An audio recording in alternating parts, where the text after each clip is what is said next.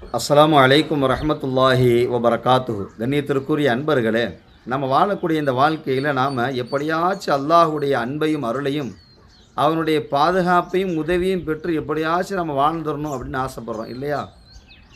ஸல்லல்லாஹு அலைஹி வஸல்லம் ஒரு 3 பேருக்கு அல்லாஹ் உதவுறது கடமை அப்படிங்கிறாங்க. யார் இந்த 3 பேர்?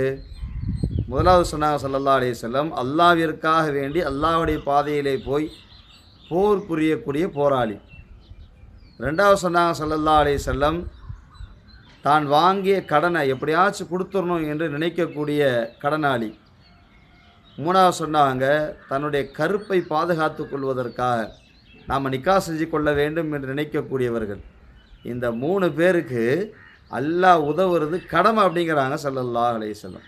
அதனால் பெருமக்களே, அல்லாஹ் யார் யாருக்கு உதவி செய்கிறான், எந்த நேரத்தில் உதவி செய்கிறான், எப்படி உதவி செய்கிறான் என்கிற விஷயங்களை அறிந்து அல்லாஹுடைய கண்ணியமான அந்த உதவியை பெற்று நாமும் நம்முடைய குடும்பத்து மக்களும் எம்பெருமான் ஸல்லல்லாஹு அலைஹி வஸல்லமுடைய முழு உம்மத்தும் சிறப்பான முறையில் வாழ்வதற்கு முயற்சி எடுப்போம்.